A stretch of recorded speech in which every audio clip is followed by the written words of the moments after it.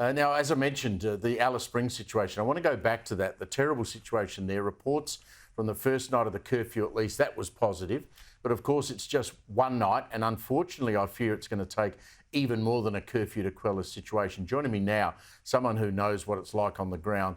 That is the police officers who are tasked with enforcing this curfew, the President of the Northern Territory Police Association, Nathan Finn. Nathan, welcome to the program. Thanks for your time. What has your members' reaction been to this curfew, and how difficult is it going to be for them to handle it?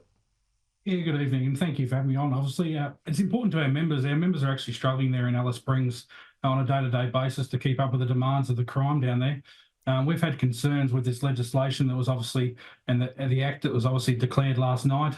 We've basically saying that it's potentially unlawful what the government's done here by introducing this change to the Emergency Management Act.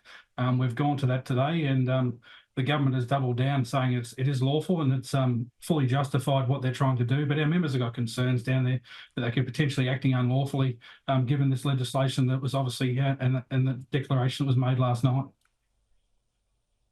One thing that worried me, there was a report I saw earlier today that on the night of the riot, the existing police officers who were on the ground in the Alice, they confronted a number of these people. I think there was at one point 200 at that funeral. They confronted them, and some of them had weapons. Now, these weapons weren't actually described, but they could have been anything from a machete to a lead pipe.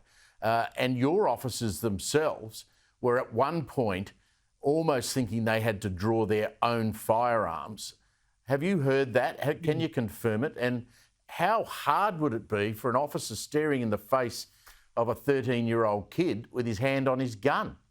Yeah, that's correct. And it puts them in a very dangerous situation. Our members have obviously expressed to us on a number of occasions they were placed in dangerous situations, heavily outnumbered, sometimes up to 60-1 of our officers, and being obviously forced backwards and had to obviously technically disengage from that situation so they weren't injured themselves and placed in that dangerous situation.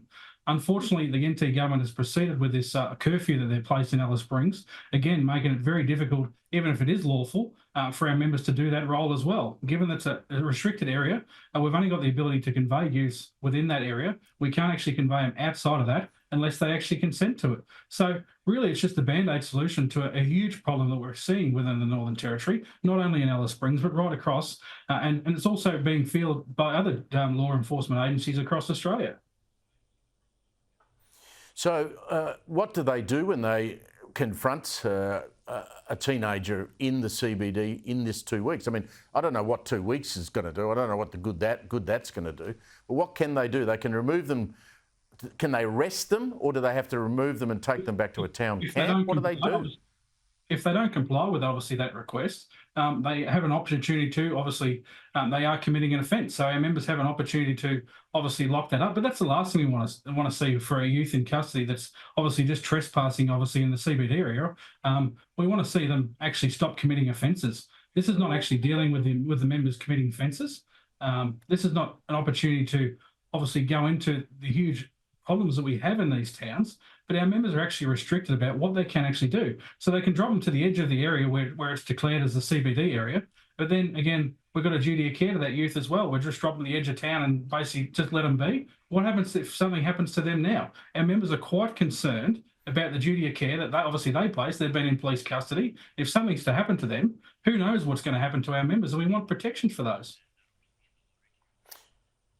So in the situation that we have now, and I know you mentioned Nathan Towns, I mean, this seems like window dressing to try and make the rest of the country feel that something's going on and the politicians are doing something in Alice Springs. And yet, as you know, well know, you've got problems in Darwin, you've got problems in all sorts of communities across the territory, haven't you? Yeah, that's right. It's not just isolated to Alice Springs. Unfortunately, what you've seen yesterday on the news, and national-wide, it's not an uncommon occurrence for us up here for these sort of situations to occur not only in Alice Springs, but in Darwin, in Katherine, in Tennant Creek, in our major centres on a daily basis. The unlawfulness and obviously the consequences that don't actually follow from these actions.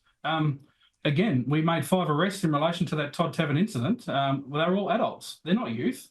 They weren't the youth that were involved in that. The youth weren't even dealt with in relation to that, the ones that were there. But when you got 150 plus people armed with machetes, knives, pipes, whatever they like to pick up and use, and then surrounding police as well, it's going to leave a police officer in an unevitable situation where they're going to have to use lethal force to protect themselves and protect their partners. Got a horrible feeling, Nathan Finn, this is not going to end well. I'd like to catch up with you again. Thanks very much for joining us tonight.